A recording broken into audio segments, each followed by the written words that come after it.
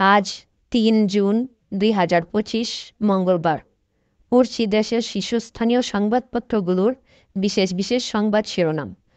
প্রথম আলো। তারা প্রথম পৃষ্ঠায় কার্টুনিস্ট তুলে ধরেছেন। দ্বিতীয় পৃষ্ঠায় সুদ পরিশোধের ১.৫ লাখ কোটি টাকা। টাকা কোথা থেকে আসবে, কোথায় যাবে?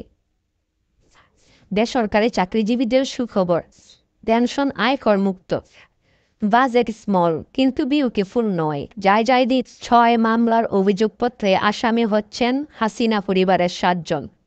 ধর্ষণের প্রতিবাদে বিক্ষোভ, মানববন্ধন অব্যাহত। ধর্ষণের বিচার আইনে আসছে সংশোধনী। ৬ ঘন্টার পর পঙ্গুতে জরুরি সেবা চালু। পাচার হওয়া টাকা ফিরিয়ে আনতে হচ্ছে বিশেষ আইন। হুইসেল বেজে গেছে, ডিসেম্বরে ভোটের টার্গেট সিইসি। কারাগার দুর্নীতিমুক্ত করতে হচ্ছে শক্তিশালী গোয়েন্দা ইউনিক ইনকিলাব। দর্শনবিহীন বাজেট। ৩টি দল বাদে সবাই ডিসেম্বরের আগে নির্বাচন চেয়েছে। আগে জুলাই সনদ, পরে নির্বাচন। নাহিদ ইসলাম। ৫ গুণ কর দিয়ে আবাসন খাতে কালো টাকা সাদা করার সুযোগ। প্রস্তাবিত বাজেট অর্থহীন, ডক্টর মুহিন খান। নির্বাচন ডিসেম্বরের পরে যাওয়ার একটিও কারণ নেই। ১ মাসের মধ্যেই সংস্কার সম্ভব, সালাউদ্দিন আহমেদ। হের বর যে পূর্ণ চট্টগ্রামের বীরজা খাল। শান্ত রংপুরকে অশান্ত করার পায়তারা।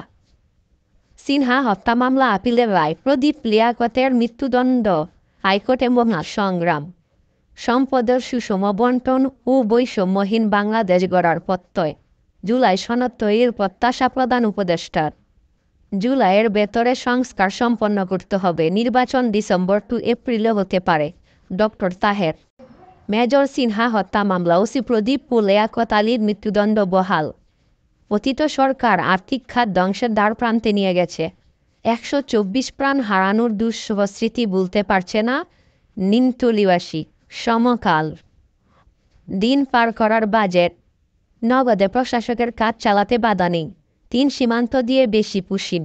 বৃষ্টি ঝড়ে রোহিঙ্গা ক্যাম্পের ৫৩ স্থানে ভূমিধস, মৃত্যু ১। সংস্কারের বৈঠকে ও নির্বাচনের সময় নিয়ে আলোচনা।